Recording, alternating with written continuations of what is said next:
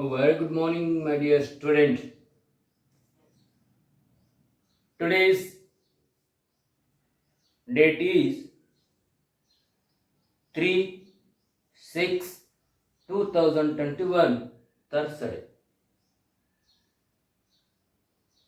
In previous class, we have been discussed about the lesson gardener. So, we are going to continue the same lesson here. ಆತ್ಮೀಯ ವಿದ್ಯಾರ್ಥಿಗಳೇ, ನಿನ್ನೆಯ ಅವಧಿಯಲ್ಲಿ gardener ಎಂಬುವ ವಿಷಯಾಂಶವನ್ನು ಕುರಿತಾಗಿ ಅಧ್ಯಯನವನ್ನು ಮಾಡಿದ್ದೇವೆ. ಈ ಗಾರ್ಡನರ್ ಏನಪ್ಪಾ ಅಂತಂದ್ರೆ ಒಬ್ಬ ವೃದ್ಧ ವ್ಯಕ್ತಿ. ಆ ವ್ಯಕ್ತಿ ಚೆನ್ನರಾಯ ಪಟ್ಟಣಕ್ಕೆ ಬರ್ತಾನೆ, ಕೆಲಸವನ್ನ ಅರಸಿ ಬರ್ತಾನೆ. ಹೌದು, ಅಷ್ಟೇ ಇಲ್ಲ, ಎಲ್ಲಿ ನಿಂತ್ಕೊಂಡಿದ್ರು ಅವನು? ಕೊಕೊನಟ್ ಗ್ರೋವ್ಸ್, ಅಲ್ಲಿ ತೆಂಗಿನ ಮರದ ತೋಟದ ಒಳಗಡೆ ಆತ ನಿಂತ್ಕೊಂಡಿರ್ತಾನೆ. ಅವಾಗ ಏನಾಗತ್ತೆ ಅಂತಂದ್ರೆ, he was such A great calibre,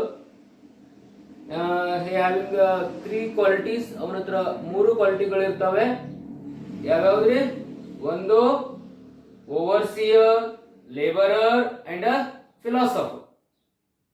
ಹಾಗೆ ಮರವನ್ನ ಆತ ಟೆಂಡ್ ಮಾಡಬೇಕಾಗಿತ್ತು ಅಂದ್ರೆ ಒಂದು ಕೈಯಲ್ಲಿ ಆತ ಗುದ್ಲಿಯನ್ನು ಹಿಡ್ಕೊಂಡಿರ್ತಾನೆ ಅಥವಾ ಸನಿಕೆಯನ್ನು ತೆಗೆದುಕೊಂಡಿರ್ತಾನೆ, ಇನ್ನೊಂದು ಏನಪ್ಪಾ ಅಂದ್ರೆ ತನ್ನ ತೋಳುಗಳ ಮಧ್ಯದೊಳಗಡೆ ಆ ಪೇಪರ್, ನ್ಯೂಸ್ ಪೇಪರ್ ಅನ್ನ ಆತ ಇಟ್ಟುಕೊಂಡಿದ್ದ. ಇದ್ರ ಜೊತೆಗೆ ನಾವು ಇನ್ನೂ ಏನು ಅಭ್ಯಾಸ ಮಾಡಿದ್ದೇವೆ? So he came from that 1000 miles for that 100 miles away from his hometown in search of a job.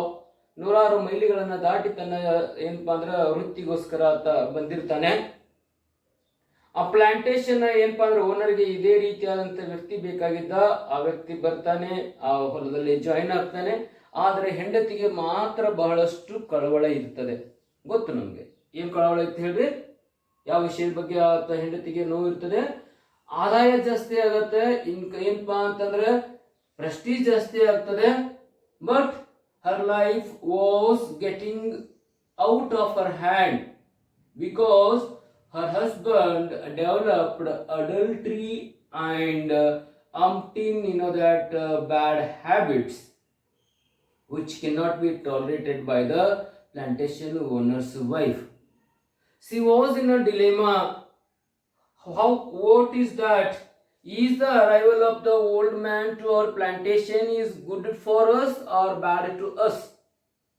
ಈ ವ್ಯಕ್ತಿ ಬಂದಿರೋದು ನಮ್ಮ ಬದುಕಿನಲ್ಲಿ ಒಳ್ಳೆಯದಕ್ಕೋ ಅಥವಾ ಕೆಟ್ಟದ್ದಕ್ಕೋ ಎನ್ನುವ ಸಂದಿಗ್ಧ ಪರಿಸ್ಥಿತಿ ಒಳಗಡೆ ಆ ಓನರ್ನ ಹೆಂಡತಿ ಇರ್ತಾಳೆ. ಇಂತಹ ಸಂದರ್ಭದಲ್ಲಿ ಏನಾಗುತ್ತೆ ಅನ್ನೋದ್ರ ಬಗ್ಗೆ ನಾವು ಈ ದಿನ ಅಧ್ಯಯನವನ್ನ ಮಾಡಬೇಕು. ಇಲ್ಲಿವರೆಗೆ ನಾವು ಕಳೆದ ತರಗತಿಯ ವಿಷಯಾಂಶವನ್ನು ನಾನು ಇಲ್ಲಿ ನಿಮಗೆ ಪುನರಾವಲೋಕನೆ ಮಾಡಿದ್ದಾಯ್ತು. ಈಗ ನೋಡ್ರಿ, ಪೇಜ್ ನಂಬರ್ ಎಷ್ಟಪ್ಪ ಅಂತಂದ್ರೆ 60.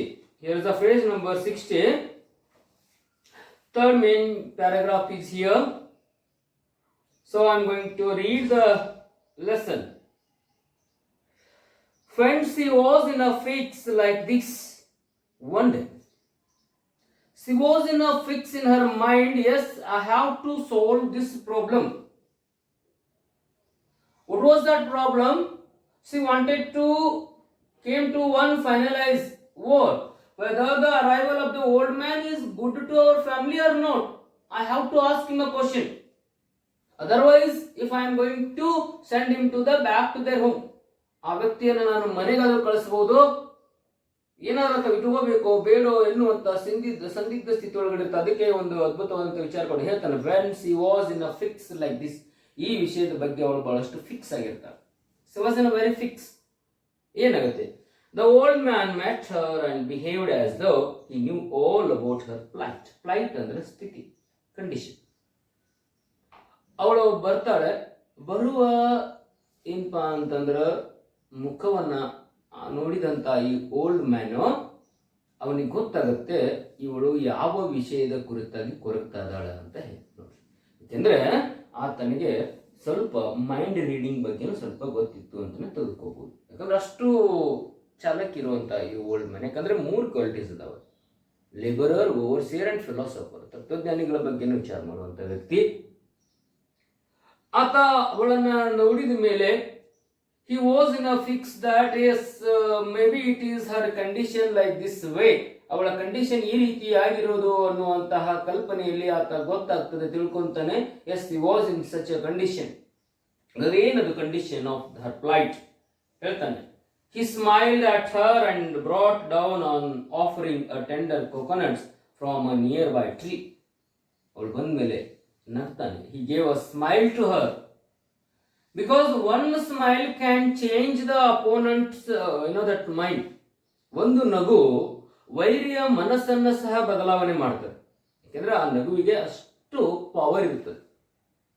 ಅಥವಾ ಅವಳು ಬಂದ ಮೇಲೆ ಗಂಡು ಮುಖ ಹಾಕೊಂಡು ಅಥವಾ ಯಾವುದೋ ಒಂದು ರೀತಿಯೊಳಗೆ ರೆಸ್ಪೆಕ್ಟ್ ಕೊಡದೆ ಇರುವಾಗ ಇತ್ತು ಅಂತಂದ್ರೆ ಅವಳು ಮತ್ತಿನ್ನೊಂದಿಷ್ಟು ಅವನ ಬಗ್ಗೆ ಏನಾಗ್ತಿದ್ದಳು, ರ್ಯಾಶ್ ಆಗಿ ವಿಚಾರ ಮಾಡುವಂತಹ ಏನಪ್ಪಾ ಅಂದ್ರೆ ಅವಕಾಶ ಅಲ್ಲಿ ಸಿಗ್ತಾ ಇತ್ತು. ಹಾಗಾದ್ರೆ ಅವನು ಆ ರೀತಿ ಮಾಡಲಿಲ್ಲ. when he saw her, he gave her a smile. Okay, he gave her a very very cool smile to her. And when as soon as he arrived to that field, and he offered her a coconut, okay, a tender coconut, ಎಳೆಯಾದಂತಹ ರುಚಿಯಾಗಿರುವಂತಹ ಏನ್ ಮಾಡ್ತಾನೆ, ಅವಳಿಗೆ ಒಂದು ತೆಂಗಿನ ಎಳೆ ನೀರನ್ನು ಅವಳಿಗೆ ಕೊಟ್ಟ. ಕುಡಿದು ಶಾಂತ ಆಗಮ್ಮ ನೀನು ಅಂತ ಹೇಳಿ. that he wanted to cool her. Okay, what happened there? He sat on the embankment of the well. Embankment ಅಂದ್ರೆ ಆ ಬಾವಿಯ ಮೇಲೆ ಸುತ್ತಮುತ್ತಲು ಕಟ್ಟೆ ಕಟ್ಟಿರ್ತಾರಲ್ಲ, ಅದಕ್ಕೆ ಎಂಬ್ಯಾಕ್ಮೆಂಟ್ ಅಂತ ಕರೀತಾರೆ. ಎಂಬ್ಯಾಕ್ಮೆಂಟ್ ಆಫ್ ದ ವೆಲ್ ಅಂದ್ರೆ ಬಾವಿಯ ಸುತ್ತಲೂ ಕಟ್ಟಿರುವಂತ ಕಟ್ಟೆ ಮೇಲೆ ಈ ರೈತ ಬಂದು ಕೂತ್ಕೊಂಡ. An old man was sat on the embankment of the well. Well ಅಂದ್ರೆ ಬಾವಿ, ಎಂಬ್ಯಾಕ್ಮೆಂಟ್ ಅಂದ್ರೆ ಕಟ್ಟಡ, ಬಾವಿ ಸುತ್ತಮುತ್ತ ಕಟ್ಟಿರುವಂತ ಕಟ್ಟೆ ಅಂತ ತಗೋ. She had no alternative and she sat next to him and she searched any place there. ಏನಾದರೂ ಪ್ಲೇಸ್ ಇದೆನಾ ಅಂತ ಅವಳು ನೋಡ್ತಾಳೆ, ಯಾವುದೂ ಇರಲಿಲ್ಲ. There is no other place to sit her. What happened? There is no alternative way. Then what? Suddenly it is inevitable to her and she sat beside the old man. ಆ old man ಪಕ್ಕದಲ್ಲಿ ಅವಳು ಓನರ್ನ ಹೆಂಡತಿ ಕೂತ್ಕೊಂಡು, plantation owner ಹೆಂಡತಿ ಕೂತ್ಕೊಂಡಾಗ ಏನಾಯಿತು? The sun was slipping away into the western horizon. Horizon ಅಂದ್ರೆ ದಿಗಂತ. Horizon ಅಂದ್ರೆ ದಿಗಂತ. ಯಾವುದಕ್ಕೆ ಹೊರೈಸನ್ ಅಂತ ಕರಿತೀವಿ ಅಂದ್ರೆ, ದೂರದಲ್ಲಿ ನೋಡಿದಾಗ ಯಾವ ಸ್ಥಳದಲ್ಲಿ ಭೂಮಿ ಮತ್ತು ಆಕಾಶ ಎರಡು ಸೇರಿದ ಹಾಗೆ ಕಾಣಿಸ್ತದಲ್ಲೋ ಅದಕ್ಕೆ ನಾವೇನಂತ ಕರಿತೇವೆ? ಹೊರೈಸನ್ ಅಂತ ಕರಿತೇವೆ. The place where the two means sky and the earth seems to be touched. ನಮಗೆ ಎರಡು ಕೂಡಿದ ಹಾಗೆ, ಎರಡು ಮುಟ್ಟಿದ ಹಾಗೆ ಭಾಸವಾಗ್ತದೆ ದೂರದಲ್ಲಿ ನೋಡಿದಾಗ. ಅಂತಹ ಪ್ಲೇಸಿಗೆ ನಾವು ಹೊರೈಸನ್ ಅಂತ ಕರಿತೀವಿ ಅದಕ್ಕೆ. ಸೊ ವೆಸ್ಟರ್ನ್ ಪಶ್ಚಿಮದಲ್ಲಿ ದಿಗಂತದಲ್ಲಿ ಹೊರೈಸನ್ ಅಲ್ಲಿ ಏನಾಗ್ತಾ ಇದ್ದ, ಇಲ್ಲಿ ಸೂರ್ಯ ಮುಳುಗ್ತಾ ಇದ್ದ, ಅಂದ್ರೆ ಕತ್ಲಾಗ್ಲಿಕ್ಕೆ ಬರ್ತಾ ಇತ್ತು. That is the moment. His rays were reaching the walls of the well through the foliage of coconut, mango and jackfruit trees. ನೋಡ್ರಿ, ಆತನ ಕಿರಣಗಳು ಆ ಭೂಮಿಯ ಏನಪ್ಪಾ ಅಂದ್ರ ಆವರಿಸಿದಾಗ, ಅಂದ್ರೆ ಇಂಥ ಕಲರ್ ಇರ್ತದೆ. ಇವಾಗ ಸೂರ್ಯ ಮುಳುಗುವಂತ ಸಮಯದಲ್ಲಿ ಗೋಲ್ಡನ್ ರೇಸ್ ಬೀಳ್ತಾವೆ. ಸೊ ಅದು ಬಾವಿ ಮೇಲೆ ಬೀಳ್ತದೆ. ಹೌದು. ಆಮೇಲೆ ಪೊಲೈಸ್ ಎಲೆಗಳು, ಯಾವ ಎಲೆಗಳು ಮೇಲೆ? ಕೊಕೊನಟ್. ಹೌದು. ಆಮೇಲೆ ಮ್ಯಾಂಗೋ ಅಂಡ್ ಜಾಕ್ ಫ್ರೂಟ್, ಹಲಸಿನ ಹಣ್ಣು, ಮಾವಿನ ಹಣ್ಣು, ಆಮೇಲೆ ತೆಂಗಿನ ಮರಗಳ ಮೇಲೆ ಏನಾಗುತ್ತೆ ಅಂದ್ರೆ ಆ ಸೂರ್ಯನ ಕಿರಣಗಳು ಅಲ್ಲಿ ಬಿದ್ದು ಇಡೀ ಭೂಮಿ ಸ್ವರ್ಗದ ಹಾಗೆ ಕಾಣಿಸ್ತಾ ಇತ್ತು. It looking so beautiful, that land. Means he has going to be witness that the changes were taken in the place of their that field. ಎಂತ ಅದ್ಭುತವಾದಂತ ಬದಲಾವಣೆ ಆಗಿರ್ತದೆ ಅವರ ಹೊಲದಲ್ಲಿ. ಯಾವುದನ್ನ ಸರಿಯಾದಂತ ಬೆಳೆಯನ್ನ ತೆಗೆದುಕೊಳ್ಳದೆ ಒಂದು ಮಿಡಲ್ ಕ್ಲಾಸ್ ಫ್ಯಾಮಿಲಿ ಇದ್ದಂತ ಜನ ಈಗ ಮನೆ ಹೊಲ ನೋಡಿದ್ರೆ ಒಂದು ಅದ್ಭುತವಾದಂತಹ ತೋಟವಾಗಿರ್ತದೆ. ಯಾವ ಎಲ್ಲ ರೀತಿಯಾದಂತಹ ಹಣ್ಣುಗಳು, ಎಲ್ಲ ರೀತಿಯಾದಂತಹ ಬೆಳೆಗಳು ಆ ಹೊಲದಲ್ಲಿ ಬೆಳೆದಿರ್ತಾನೆ ರೈತ. ಅವ್ರಿಗೆ ಅನ್ನಿಸ್ತದೆ the feeling what a drastic change in our life, ಎಂತ ಅದ್ಭುತವಾಗಿರುವಂತಹ ಬದಲಾವಣೆ ಬಂತು ಈ ವ್ಯಕ್ತಿಯಿಂದ ಅನ್ನುವಂಥ ಕಲ್ಪನೆ ಅವಳಲ್ಲಿ ಮೂಡ್ತದೆ. By observing whole the land, ಇಡೀ ಹೊಲವನ್ನು ನೋಡಿದ ಮೇಲೆ ಹಾಗೆ ಅನಿಸ್ತು. ಆದ್ರೆ ಅದಕ್ಕೆ ಸಂತೋಷ ಪಡುವಂತ ಸ್ಥಿತಿ ಒಳಗಡೆ ಯಾರಿಲ್ರಿ? Plantation owner's wife. ಯಾಕೆ? ಬಿಕಾಸ್ ಹರ್ ಹಸ್ಬೆಂಡ್ಸ್ ಆಕ್ಟಿವಿಟಿ, ಗಂಡನ ನಡತೆಯಲ್ಲಿ ನಡೆನುಡಿಯಲ್ಲಿ ಬದಲಾವಣೆ ಆಗಿರ್ತದೆ. The old man began his narrative. ಹೇಳಿ ಮಾತಾಡ್ಲಿಕ್ಕೆ ಶುರು ಮಾಡ್ದ. ಸುಮ್ಮನೆ ಕುತ್ಕೊಂಡು ಹೆಂಗೆ ಕೊಡ್ಲಿಕ್ಕೆ ಸಾಧ್ಯ ಆದರೆ ಅವಳ ಮನಸ್ಸನ್ನ ತಿಳಿ ಮಾಡಲೇಬೇಕು. ಅರ್ಥ ಆಗಿದೆ ಅವನಿಗೆ ಯಾವ ಉದ್ದೇಶಕ್ಕೆ ಇವಳು ಇಲ್ಲಿ ಬಂದಿರ್ತಾಳೆ ಅಂತೇಳಿ. ಅದಕ್ಕೆ ಮಾತಾಡ್ಲಿಕ್ಕೆ ಶುರು ಮಾಡ್ತಾನೆ. ನ್ಯಾರೇಷನ್ ಅಂದರೆ ಕಥೆಯನ್ನು ಹೇಳೋದು, ತನ್ನ ವಿಚಾರವನ್ನು ಹೇಳೋದು, ಇಲ್ಲಿ ಹೇಳಲಿಕ್ಕೆ ಶುರು ಮಾಡೋದು, ತನ್ನ ಅಭಿಪ್ರಾಯವನ್ನು ಹೇಳಲಿಕ್ಕೆ ಮಂಡಿಸಲಿಕ್ಕೆ ಶುರು ಮಾಡ್ತಾನೆ. ಏನು ಹೇಳ್ತಾನೆ ಕೂತ್ಕೊಂಡೆ. In a far a place once there was a old man called Thammanna. ಬರ್ರಿ ನೀವು ಒಂದು ಇಂಟ್ರೆಸ್ಟಿಂಗ್ ಒಂದು ಘಟನೆ ಹೇಳ್ತೀನಿ ಅಂತಂದವನು ಓಲ್ಡ್ ಮ್ಯಾನ್. ಬರ್ರಿ ಇಲ್ಲಿ ಬಂದು ಕುತ್ಕೊಂಡ್ರಿ. Far up place there is a man, his name is Thammanna. ಒಂದು ದೂರದ ಊರೊಳಗಡೆ ಒಂದು ಸಮಯದಲ್ಲಿ ಒಬ್ಬ ವ್ಯಕ್ತಿ ಇರ್ತಾನೆ. ಆ ವ್ಯಕ್ತಿ ಹೆಸರು ಏನಾಗಿತ್ತು ಅಂದ್ರೆ ತಮ್ಮಣ್ಣ ಅಂತೆ. Actually the story begins like this. ಈಗ ನಾನು ನಿಮ್ಗೆ ಅಡ್ವಾನ್ಸ್ ಆಗಿ ಹೇಳ್ತೇನೆ, ಈ ಕತೆ ಆ ಓಲ್ಡ್ ಮ್ಯಾನ್ ಅನ್ನ ಸ್ವಂತ ಕಥೆಯಾಗಿರ್ತದೆ. Isn't it? Remember it. This is the old man ಕತೆ ಹೇಳ್ತಾನೆ ಅಂತ ಹೇಳಿದ್ರೆ ಅವ ಯಾವ ಕತೆ ಹೇಳ್ತಾನೆ? ತಾನು ತನ್ನ ವಯಸ್ಸಿನಲ್ಲಿದ್ದಾಗ ನಡೆದಿರುವಂತ ಘಟನೆಯನ್ನೇ ಆತ ಅವಳ ಮುಂದೆ ಹೇಳ್ತಾನೆ. ಯಾವ ರೀತಿ ಹೇಳ್ತಾನೆ ಅನ್ನೋದನ್ನು ನೋಡ್ಕೊಳ್ಳಿ.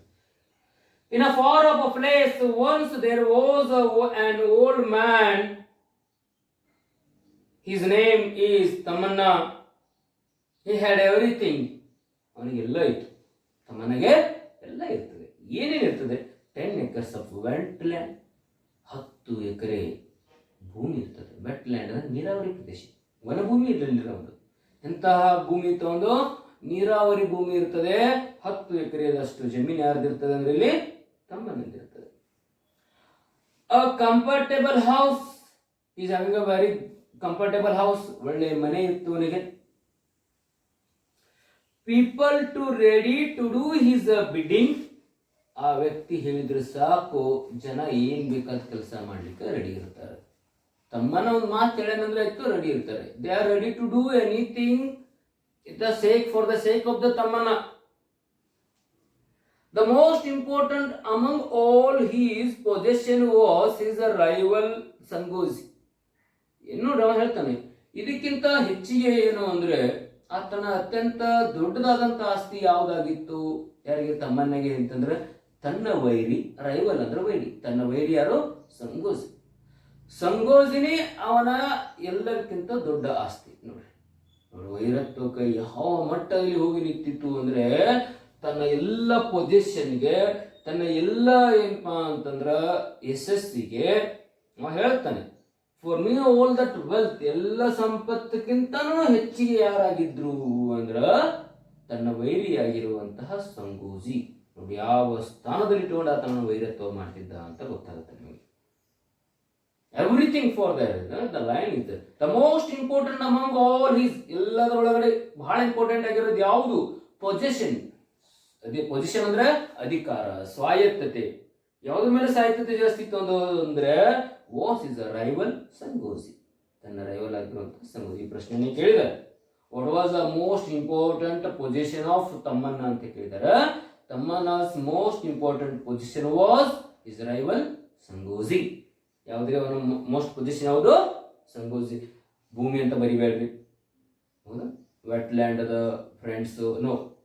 ಆ ವ್ಯಕ್ತಿಯ ಅತ್ಯಂತ ಹೆಚ್ಚವಾಗಿರುವಂತಹ ಸಂಪತ್ತು ಯಾವುದು, ಅಧಿಕಾರ ಯಾವುದಾಗಿತ್ತು ಅಂದ್ರೆ ತಮ್ಮನೊಂದು ಅಂದ್ರೆ ಆತನ ವೈರಿಯಾಗಿರುವಂತಹ Sangoji. After okay proceeding this far, ಇದು ಹೇಳ್ತಾ ಹೋಗ್ತಾನೆ. Okay suddenly the old man started fumbling for words as though he had committed a mistake. ಹೇಳ್ತಾ ಹೋಗ್ಬೇಕಾಗಿತ್ತು ಅಂದ್ರೆ ಮಧ್ಯದಲ್ಲಿ ಆತ ವರ್ಡ್ಸ್ ಗಳನ್ನ ನುಂಗ್ಲಿಕ್ಕತ್ತಾನೆ. ಫಂಬ್ಲಿಂಗ್, ಸ್ವಾಲೋಯಿಂಗ್. ಓಕೆ ಅಕ್ಷರವನ್ನು ನುಂಗೋದು, ಫಂಬ್ಲಿಂಗ್. He is swallowing the words and he was thinking as though he had made a mistake. ನಾನು ಇನ್ನೂ ತಪ್ಪು ಮಾಡಿ, ನೀನು ಇದೊಂದು ಕತೆ ಹೇಳ್ತಾ ಇದ್ದೀನಿ ಅವಳಿಗೆ. ಈ ಕತೆ ಹೇಳ್ತಾ ಇರಬೇಕಾಗಿತ್ತು ಅಂದ್ರೆ ನಾನು ಏನಾದರೂ ತಪ್ಪು ಮಾತಾಡಿನ, ಏನಾದರೂ ಒಂದು ಕೆಲವೊಂದಿಷ್ಟು, ಯಾಕಂದ್ರೆ ಮಾತಾಡ್ತಾ ಮಾತಾಡ್ತಾ ಏನಾಗಿರ್ಬೋದು ಅಂದ್ರೆ ತಪ್ಪು ಅಂಶಗಳನ್ನ ಆತ ಅಲ್ಲಿ ಮಂಡಿಸಿರ್ಬೋದು. ಅವನಿಗೆ ಯಾಕೋ ತಪ್ಪು ಆಗಿರುವಂತಹ ಭಾವನೆ ಆ ಓಲ್ಡ್ ಮ್ಯಾನ್ ಅನ್ನ ಕಾಡ್ಲಿಕ್ಕೆ ಶುರು ಮಾಡ್ತದೆ. You know that he was thinking as something he had committed a mistake. He had committed a mistake. ಏನಂತ she was listening, ಅವಳ ಕಥೆನ ಕೇಳ್ತಾ ಇದ್ದು. What this man was going to narrating here. She felt like going away, like saying, all this is none of my concern. ಅವಳನ್ ಬೇಕತ್ತಾಳ, ಇವನ್ ಬಿಟ್ಟು ಹೋಗ್ಬೇಕಂತ ಮಾಡ್ತಾಳ್ರಿಕೆ. ಮಾರ ನನಗೇನು ಸಂಬಂಧ ಪಡ್ಲಾರ್ದು ಯಾಕತಿ ಹೇಳಾಕತಿ ನೀನು ಅಂತ ಹೇಳಿ. She was in a mood. She was in that temper. She wanted to tell to him, what? This is not my concern. This is none of my business. This is none of your business. She wanted to tell. ಈಗ ನನಗೆ ಸಂಬಂಧಪಟ್ಟ ನಿನಗೂ ಸಂಬಂಧ, ಯಾಕೆ ಕಥೆ ಹೇಳಾಕತಿ ಅಂತ ಹೇಳಬೇಕು ಅಂತ ಎದರಲ್ಲಿ ಇರ್ತಾವಳು ಈ ಮೂರೊಳಗಡೆ ಇದ್ಲು. ಆದ್ರೆ ಏನಾಗುತ್ತೆ ಹೇಳಿಕಾಗತ್ತ ಅವಳಿಗೆ ನೋಡ್ರಿ. However, unwilling to hurt the old man, she continued to sit there quietly. ಏನೇ ಆಗ್ಬೋದು, ಆದರೆ ಆ ವಯಸ್ಸಾದಂಥ ಒಬ್ಬ ವ್ಯಕ್ತಿಯ ಮನಸ್ಸನ್ನು ನೋಯಿಸಬಾರದು ಅಂತ. unwilling to hurt the old man. She don't want to hurt the old man. ಆ ವಯಸ್ಸಾದವನು ಏನು ಮನಸ್ಸಿಗೆ ನೋಯಿಸೋದು, ಏನು ಹೇಳ್ತಾನೆ ಹೇಳಿ, ಅದು ಸುಮ್ಮನೆ ಕೇಳಿದ್ರೆ ಆಯಿತು, ನನಗೇನು ಸಂಬಂಧಪಟ್ಟಿದ್ದು ಅಂತ ತಿಳ್ಕೊಂಡು ಒಲ್ಲದ ಮನಸ್ಸಿನಿಂದ ಏನು ಪ್ಲಾಂಟೇಶನ್ ಓನರ್ ವೈಫ್ ಇದ್ಲಲ್ಲೋ ಆ ಕಥೆಯನ್ನು ಕೇಳಲಿಕ್ಕೆ ಶುರು ಮಾಡ್ತಾರೆ. She was, that listening the story which was narrated by the old man, which is not, that concern to her. ಅವಳಿಗೆ ಕನ್ಸರ್ನ್ ಇಲ್ಲದು, ಆದರೂ ಅವಳು ಕೂಡ್ತಾಳೆ. ಕೂತಾಗ ಹೇಳ್ತಾನೆ ಅವನು, the old man went on ಅಂತ ಕಥೆಯನ್ನು ಸ್ಟಾರ್ಟ್ ಮಾಡಿದಾಗ ಹೇಳ್ತಾನೆ, no, his name was not Sangoji, it was Basavayya. ಮೇಡಮರ, ನಾ ಹೇಳುವಾಗ ಒಂದು ತಪ್ಪು ಮಾಡೀನಿ. ಆ ವೈರಿ ಹೆಸರೇನಿತ್ತಲ್ಲೋ ಸಂಗೋಜಿ ಎಲ್ಲದು. ಯಾರದು ಅಂದರೆ ಆ ವ್ಯಕ್ತಿ ಹೆಸರೇನಿತ್ತು, ಬಸವಯ್ಯ ಅಂತ ಹೇಳ್ತಾರೆ. He not that proceed the story with the name of the ಸಂಗೋಜಿ. ಸಂಗೋಜಿಯ ಹೆಸರಿನ ಮುಂದೆ ತೆಗೆದುಕೊಂಡಾತ ಕಥೆನ ಆರಂಭ ಮಾಡೋದಿಲ್ಲ ವಿದ್ಯಾರ್ಥಿಗಳೇ. ಸಂಗೋಜಿಯ ಬದಲಾಗಿ ಯಾವ ವ್ಯಕ್ತಿ ಕ್ಯಾರೆಕ್ಟರ್ ಅಲ್ಲಿ ರೂಪಿಸ್ತಾನೆ ಅಂದ್ರೆ Basavayya. He told that ಸಂಗೋಜಿ, no, it is a Basavayya. ಯಾಕೆ ನೋಡೋಣ, ಮುಂದೆ ನಾನು ಹೇಳ್ತೀನಿ ಏನಿರ್ಬೋದು ಅಂತ. He expressed his amazement at how facts take on such a varied guises when they are narrated as fiction. Express ಮಾಡ್ತಾನೆ. ಹಿಸ್ ಅಮೇಜ್ಮೆಂಟ್, ಆಶ್ಚರ್ಯ ಆಗ್ತದೆ. ಏನು, ಹೌ ಫ್ಯಾಕ್ಟ್ಸ್, ಹೇಗೆ ಸತ್ಯಗಳು, take on such a varied guises, ಬಾಹ್ಯ ತೋರಿಕೆಯಲ್ಲಿ ಹೋಗ್ತವೆ. When they are narrated as a fiction, ಅದನ್ನು ಕಥೆಯ ಮೂಲಕ ಹೇಳುವಾಗ, ಒಂದು ವಿಷಯವನ್ನ ಕಥೆಯ ಮೂಲಕ ಹೇಳುವಾಗ ಮನಸ್ಸಿನಲ್ಲಿ ಅದಿಮಿರುವಂತಹ ಕೆಲವೊಂದಿಷ್ಟು ಸತ್ಯಗಳು ತಾನೇ ಹೊರಗಡೆ ಬಂದು ಬಿಡ್ತವೆ. ಅವು ಏನಾಗ್ತದೆ, ಅದು ಕಥೆಗಳು ತಾನೇ ಬಂದು ಬಿಡ್ತದೆ. ಅದಕ್ಕೇನೆ ಯಾವಾಗಲೂ ಒಬ್ಬ ವ್ಯಕ್ತಿ ಇಂದ ಜಾಸ್ತಿ ನೀವು ಮಾತಾಡಿಸ್ತಾ ಹೋಗಿ ಆ ವ್ಯಕ್ತಿ ಮಾಡಿರುವಂತಹ ತಪ್ಪುಗಳನ್ನ ಆಟೋಮೆಟಿಕ್ ಆಗಿ ಹೇಳಿಬಿಡ್ತಾನೆ. ಯಾಕಂದ್ರೆ ಫ್ಲೋ ಒಳಗಡೆ, ಮಾತಿನ ಫ್ಲೋ ಒಳಗಡೆ ಆ ವ್ಯಕ್ತಿ ಏನ್ ಮಾತಾಡ್ತಾನೆ ಅಂತ ಗೊತ್ತಾಗೋದು. ಅದಕ್ಕೇನೆ ಮಾತು ಬೆಳ್ಳಿ, ಮೌನ ಬಂಗಾರ ಅಂತ ಹೇಳಿರೋದು. ಏನ್ ಹೇಳಿದರೆ, ಮಾತು ಬೆಳ್ಳಿ, ಮೌನ ಬಂಗಾರ.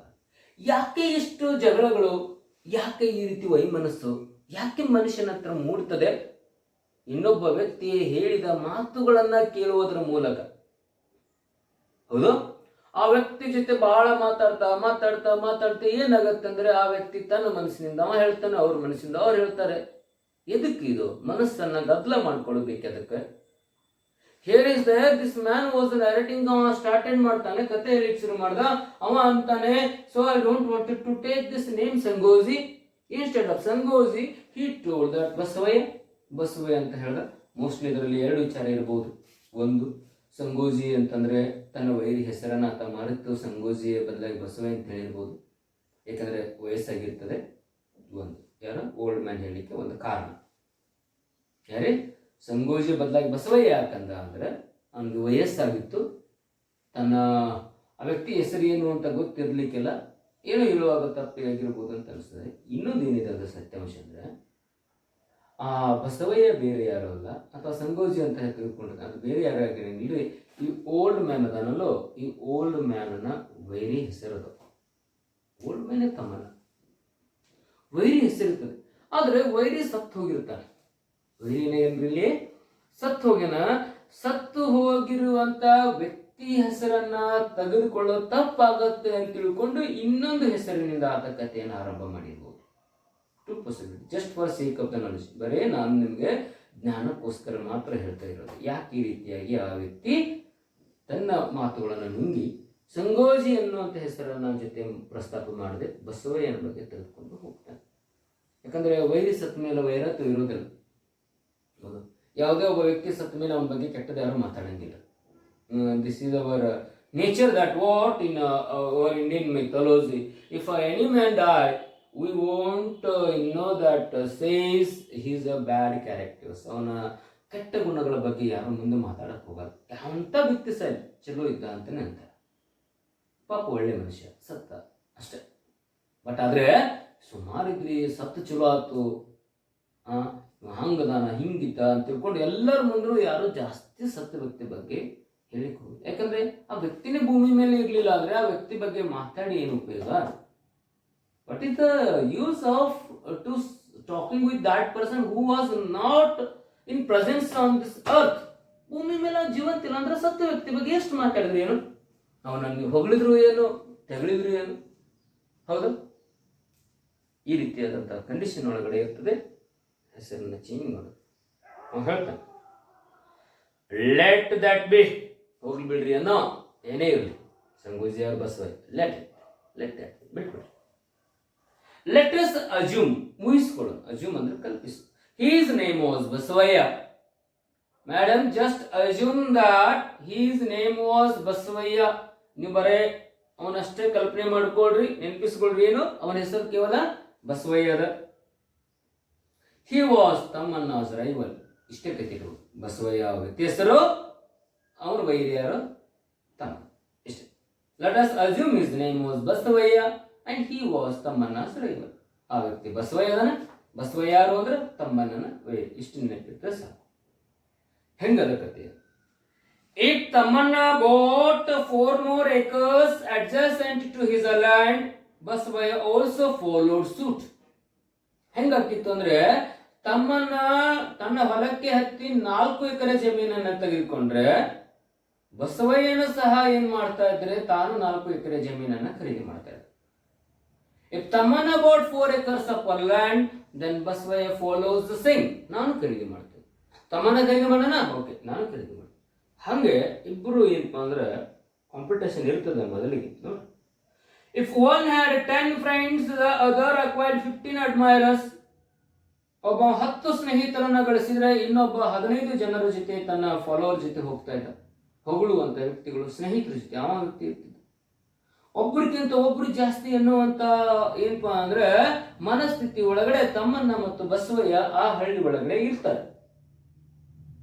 To begin with, all this looked like healthy competition. ಆರಂಭದಲ್ಲಿ ಇದು ನೋಡ್ಲಿಕ್ಕೆ ಬಹಳಷ್ಟು ಹಿತಕರವಾದ ಆರೋಗ್ಯಕರವಾದಂತಹ ಸ್ಪರ್ಧೆ ಅಂತ ಅನಿಸ್ತದೆ. At beginning it seems to be healthy competition. ಹೌದು, ಕಾಂಪಿಟೇಷನ್ ಇರಬೇಕು. ಅವನ ಮುಂದೋಗಿ ಅಂದ್ರೆ ನಾ ಮುಂದೆ ಬರ್ಬೇಕು, ಅವನ ಮುಂದೋಗಿ ನಾ ಮುಂದೆ ಬರ್ಬೇಕು, ಅವನ ಕಡೆ ಇಷ್ಟು ಜನ ಆದ್ರೆ ನನ್ನ ಕಡೆ ಇಷ್ಟು ಜನ ಬೇಕು. ಇದು ಏನ್ ಅನಿಸ್ತದೆ? ಇದು ಹೆಲ್ದಿ ಕಾಂಪಿಟೇಷನ್ ಅಂತ ಮೊದಲಿಗೆ ಅನಿಸ್ತದೆ. It beginning it seems to be the healthy competition. However gradually, ನಿಧಾನವಾಗಿ, it rose to such a pitch that there was no land left in the village for them to buy. ಯಾವ ಹಂತಕ್ಕೆ ಹೋಗಿ ಇವ್ರದ್ದು competition ತಲುಪ್ತದೆ ಅಂದ್ರೆ ವಿದ್ಯಾರ್ಥಿಗಳೇ, ಆ ಊರ ಒಳಗಡೆ ಖರೀದಿ ಮಾಡ್ಲಿಕ್ಕೆ 1 ಎಕರೆನೂ ಉಳಿಯಂಗಿಲ್ರಿ ಇಬ್ಬರಿಗೆ. ಇಬ್ರು ಅವ್ರ ಭೂಮಿಯನ್ನು ಇವರೇ ತೆಗೆದುಕೊಂಡ್ರು. ಅರ್ಧ ಜಮೀನು ಬಸವಯ್ಯಂದು ಇರ್ತದ, ಅರ್ಧ ಜಮೀನು ತಮ್ಮನಿಂದ. ಏನ ಖರೀದಿ ಮಾಡ್ತೀನಿ ಅಂತೇಳಿ ದುಡ್ಡು ಅದ, ಖರೀದಿ ಮಾಡ್ಕೊಳಿಕ ಹಳ್ಳಿಯಾಗ ಭೂಮಿನೇ ಉಳಿದಿಲ್ಲ, ಎಲ್ಲರ ಭೂಮಿನ ಇವರೇ ತೆಗೆದುಕೊಂಡ್ಬಿಟ್ಟ. ಅಷ್ಟು ಏನಪ್ಪಾ ಅಂದ್ರೆ ಕಾಂಪಿಟೇಷನ್ ಜೋರಾಗಿ ಹೋಯ್ತು. All land belong to either Tamanna or Basavaya. I told you that. What? In the village, if you have to see that whole the land there, the whole the land was divided between one for Tamanna and the one for the Basavaya. ಇಬ್ಬರಿಗೇನೆ ಸಂಬಂಧಪಟ್ಟಿದ್ದಂತ ಹೊಲ ಆಗಿತ್ತು. ಅಷ್ಟು ಏನಪ್ಪಾ ಅಂದ್ರೆ ಅವರು ಭೂಮಿಯನ್ನ ತಮ್ಮ ಸ್ವಾಧೀನದಲ್ಲಿ ತೆಗೆದುಕೊಂಡಿರ್ತಾರೆ. ಅವಾಗೇನಾಗುತ್ತೆ, ತಮ್ಮನ್ had 1000 acres and Basavaya owned 800. So you know that in the purchasing that level they have reached in such a position. Tamanna had 1000 acres land, Basavaya had 800. ತಮ್ಮನ ಹತ್ರ 1000 ಎಕರೆ ಜಮೀನು ಇರ್ತದೆ, ಬಸವಯ್ಯನ ಹತ್ರ 800 ಎಕರೆ ಜಮೀನು ಇತ್ತು. ನೋಡಿ, 1800 ಎಕರೆ ಅವ್ರದೇ. ಒಬ್ಬನ ಹತ್ರ 1000 ಅದ ರೀ, ಇನ್ನೊಬ್ಬರ ಹತ್ರ 800 ಅದ. Who owned that 1000 acres land? Tamanna. How much land Basavaya have totally? The totally he had how much? 800. ಅವನ ಹತ್ರ 800 ಇರ್ತದೆ, ಇವನ ಹತ್ರ 1000 ಇರ್ತದೆ. ಆಯ್ತು. ಮುಂದೇನಾಗತ್ತೆ, Basavaya could not tolerate this. Basavaya ಸಹಿಸಕ್ಕಾಗಲಿಲ್ಲ. ಟಾಲರೇಟ್ ಅಂದ್ರೆ ಸಹಿಸ. Basavaya could not tolerate this. How we can tolerate? ಹೆಂಗ್ ಟಾಲರೇಟ್ ಆಗ್ತಾನವ? ಯಾಕಂದ್ರ ಅವನ ಹತ್ರ 1000 ಅದ, ತನ್ನ ಹತ್ರ 800 ಅದ. ತಮ್ಮನ ಒಂದು 200 ಎಕರೆ ಜಾಸ್ತಿ ಆಯ್ತಲ್ರಿ. ಬಸವಯ್ಯ ಅನ್ಕೊಂಡ ನಂದ್ರಲ್ಲಿ 200 ಎಕರೆ ಜಮೀನ್ ಕಡಿಮೆ ಅದ, ನಾನು ಉನ್ನತ ಸ್ಥಾನದಲ್ಲಿ ನಿಲ್ಕೋಬೇಕು. Basavaya thought that I should have to be in a stand in such a great position. ತಮ್ಮನ should be the least, ಕೆಳಗಿರ್ಬೇಕಂತ ಅನ್ಕೊಂತಾನೆ. ಆಗಂಗಿಲ್ಲ. ಜಮೀನ್ ಯಾರ ಕಡೆ ಜಾಸ್ತಿ ಅದ ಇವಾಗ? ತಮ್ಮನ ಜಾಸ್ತಿ ಅದ ರೀ. ತಮ್ಮನ had the 1000 acres land, Basavaya had the 800. ತಮ್ಮನ 1000 ಇರ್ತದ, ಬಸವಯ್ಯಂದು 800 ಇತ್ತು. Basavaya could not tolerate such things. ಇದನ್ನ ಸಹಿಸಕ್ಕಾಗಲಿಲ್ಲ ಬಸವಯ್ಯ. ಹಾಗಾದ್ರೆ ಮುಂದೆ ಬಸವಯ್ಯ ಏನ್ ಮಾಡ್ತಾನೆ ಹೇಳ್ತಾನೆ, he sent word to Tamanna asking him to sell 200 acres. ಒಬ್ಬನ ವ್ಯಕ್ತಿಯನ್ನು ಕೊಟ್ಟು ಕಳಿಸಿದ, go and meet the Basavayya. ಬಸವಯ್ಯನ ಮೀಟ್ ಆಗಪ್ಪ. ಬಸವಯ್ಯ ಹೇಳ್ತಾನೆ, ತಮ್ಮನನ್ನ ಮೀಟ್ ಆಗೋ. ಏನಂತ ಹೇಳಂದ್ರೆ ಅವನಿಗೆ, ಅವನ 200 ಎಕರೆ ಜಮೀನನ್ನ ನಾ ಖರೀದಿ ಮಾಡ್ತೀನಿ ಹೇಳು ಅಂತ. ನಾವು the fellow went to asking the Tamanna to sell his 200 acres land. ಇನ್ನು 200 ಎಕರೆ ನನಗೆ ಮಾರು, ಒಂದು 1000 ಎಕರೆ ನಿಂದ 800 ಹಾಕಿ. ಹೌದು, 200 ಎಕರೆ ಖರೀದಿ ಮಾಡಕ್ ನಿಂತ್ಕೊಂಡ್ರಿ. ಯಾರು? ಬಸವ. ಯಾರ ಕಡೆ ಅಂದ್ರೆ ತಮ್ಮನ ಕಡೆ. ಯಾಕಂದ್ರೆ ಬೇರೆ ಕಡೆ ತಗೊಳಕ್ಕೆ ಇನ್ನೊಂದು ಜಮೀನೇ ಇಲ್ಲ. ತಮ್ಮನ ಮಾರ್ತಾನೇನ್ರಿ? ಅವ್ಯಾಕೆ ಮಾರ್ತಾನೆ? ಯಾಕಂದ್ರ ತಮ್ಮನಿಗೂ ಗೊತ್ತದ ಅವ ನಾನ್ ನಂಬರ್ 1 ಇರ್ಬೇಕಂತ ತಮ್ಮನ ಅಂತಾನ. ಬಸವಯ್ಯ ನಾನ್ ನಂಬರ್ 1 ಇರ್ಬೇಕಂತ ಅವ ಅಂತಾನ. ಮೊದಲಿಗೆ ಅವ ಹೇಳಿ ಕಳಿಸಿದ ಬಸವಯ್ಯ, ತಮ್ಮನಿಗೆ ಹೋಗಿ ಭೇಟಿಯಾದ್ರು. ಭೇಟಿಯಾಗಿ ಏನ್ ಮಾಡು, 200 ಎಕರೆ ನನಗೆ ಮಾರಕ್ ಹೇಳು ಅಂತ. He went there, okay, asking him to sell 200 acres. Tamanna did not agree. No, I will not agree with you. Why can I sell my land to you? ನನ್ನ ಭೂಮಿಯನ್ನು ನಿನಗೋಸ್ಕರ ಯಾಕೆ ಮಾರಲು? ನಿನಗೆ ಯಾಕೆ ಮಾರಲಿ ಅನ್ನ? I can't sell my land to you. I won't agree with you. I won't agree with you. ಮುಂದೇನೆ, he was prepared to buy all the land that belonged to Basavaya. ತಮ್ಮನ ಅಂದ, ಹುಚ್ಚ, ನಂದು 200 ಎಕರೆ ಅಂತ ತಗೋತಿ. ನಾ ಹೆಂಗಂದಿನ ಅಂದ್ರೆ, ನೀನು 800 ಎಕರೆನೂ ನನಗೆ ಮಾರು, ನಾನೇ ತಗೋತೀನಿ ಅನ್ನ. Oh, I am preparing in such a condition that I wanted to purchase all your property. ಎಷ್ಟು ಕಿಮ್ಮತ್ ಕಟ್ತಿ ಕಟ್ಟು, ಎಷ್ಟು ಕಿಮ್ಮತ್ ಕಟ್ತಿ ಕಟ್ಟು. ನಾನು ಎಲ್ಲ ಭೂಮಿಯನ್ನ ಏನ್ ಮಾಡ್ತೀನಿ ಅಂದ್ರ ನಾನೇ ಖರೀದಿ ಮಾಡ್ತೀನಿ ಅಂತ ತಿಳ್ಕೊಂಡು ಯಾರಂತನ್ರಿ? Tamanna was there. He wanted to ready to purchase all the land belonged to the Basavaya. Basavaya was mad with the rage. ಉತ್ಸಾಹ ಸಿಟ್ಟಾಯ್ತು, ಪಿತ್ತು ನೆತ್ತಿಗಿರ್ತಿ ಅವನಿಗೆ. Was mad with the rage. ರೇಜ್ ಅಂದ್ರೆ ಸಿಟ್ಟು. ಅಂತಹ ಕೋಪ ಆಗ್ತದೆ. ಕೋಪದಲ್ಲಿ ಆತ ಹುಚ್ಚಾಗುವಂತ ಸಂದಿಗ್ಧ ಸ್ಥಿತಿ ಒಳಗೆ ಬರ್ತಾನೆ. ಅಷ್ಟು ಸಿಟ್ಟು ನೆತ್ತಿಗೆ ಇರ್ತದೆ. ಏನಾದ್ರೂ ಮಾಡ್ಬೇಕು ಈ ವ್ಯಕ್ತಿಯನ್ನ. ತಮ್ಮನ್ನ ನನ್ನ ಹೆಂಗಾರ ಮಾಡಿ ನಾನು ಅವನನ್ನ ಮುದ್ದಿ ಮಾಡಬೇಕು, ಅವನನ್ನ ಹೆಂಗಾರ ಲಾಸ್ ಮಾಡಬೇಕು ಅನ್ನೋಂತ ಸಿಟ್ಟು ಒಳಗಡೆ ಯಾರಿದ್ರು? ಬಸವಯ್ಯ ಇರ್ತಾನ. He went along with his people. ತನ್ನ ಜನರ ಜೊತೆ ಹೋದ. And acquired 200 acres of Tammanna's land forcibly. ಒತ್ತಾಯದಿಂದ ತಮ್ಮನಿಂದ 200 ಎಕರೆ ಕಸ್ಕೊಂಡ್ಬಿಡ್ತಾನೆ. Yes, forcibly he went with his friend followers with the forcible full task. This fellow forcibly what he catched, he acquired 200 acre lands of ತಮ್ಮನ 200 ಎಕರೆಯನ್ನು ಒತ್ತಾಯದಿಂದ ಆತ ಕಸಿದುಕೊಂಡ. ನೋಡಿ, ಬಸವಯ್ಯ ಕಸಬತ್ತಾನೆ ತಮ್ಮನ 200 ಎಕರೆ ಕಸ್ಕೊಂಡು. ಮುಂದೇನು ಮಾಡೋದು? A fence was built around that land. ಆ ಹೊಲ ಸುತ್ತಮುತ್ತ ಬೇಲಿ ಹಾಕ್ಬಿಡ್ತ. ಮಾರಿಲ್ಲ. ಯಾರು ಮಾರಿಲ್ಲ? ತಮ್ಮನ ಮಾರಿಲ್ರಿ. ತಮ್ಮನ ಹೊಲ ಮಾರಿ ಬಸವಯ್ಯ ಏನ್ ಮಾಡ್ಯಾನ? ತನ್ನ ಸ್ನೇಹಿತರ ಜೊತೆ ಹೋಗಿ 200 ಎಕರೆ ಒತ್ತಾಯದಿಂದ ಕಸ್ಕೊಂಡು ಬೇಲಿ ಹಾಕ್ಬಿಟ್ಟ. ಫೆನ್ಸ್ ಅಂದ್ರೆ ಬೇಲಿ. A fence was built around that line.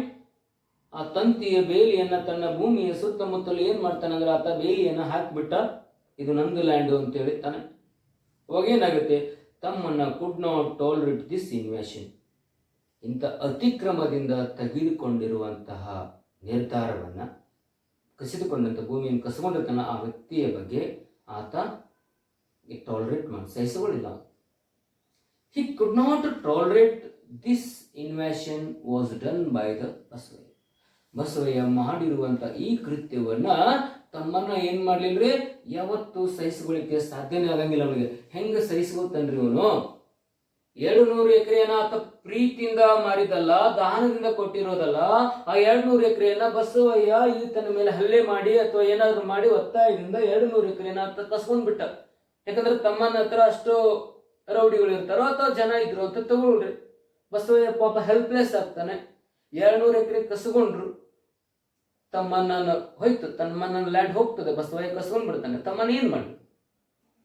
ತಮ್ಮನ್ನ that he didn't tolerate this.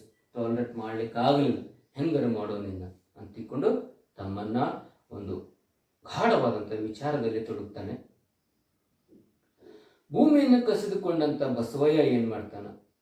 ಭೂಮಿ ಕಳೆದುಕೊಂಡಂತಹ ತಮ್ಮನ್ನ ಯಾವ ರೀತಿಯಾದ ನಿರ್ಧಾರಗಳನ್ನು ತೆಗೆದುಕೊಳ್ತಾನೆ? ಇವರ ಈ ನಿರ್ಧಾರ ಯಾವ ಹಂತವನ್ನು ತಲುಪ್ತದೆ? ಹೌದು, ಅಂತಹ ವಿವರವಾಗಿರುವಂತಹ ವಿಚಾರವನ್ನು ವಿದ್ಯಾರ್ಥಿಗಳಿಗೆ ನಾವು ಮುಂದಿನ ಅವಧಿಯಲ್ಲಿ ಅಭ್ಯಾಸ ಮಾಡೋಣ. ಅಲ್ಲಿಯವರೆಗೆ ತಾವುಗಳು ಇದನ್ನು ಚೆನ್ನಾಗಿ ಆಲಿಸಿಕೊಂಡು ಬರುವಂತಹ ಏನಪ್ಪ ಅಂದ್ರೆ ಪ್ರಶ್ನೆಗಳಿಗೆ ನೀವು ಉತ್ತರವನ್ನು ರೆಡಿ ಮಾಡಿಕೊಳ್ಳಿ. Okay, thank you. See you all. Thank you once again. Okay.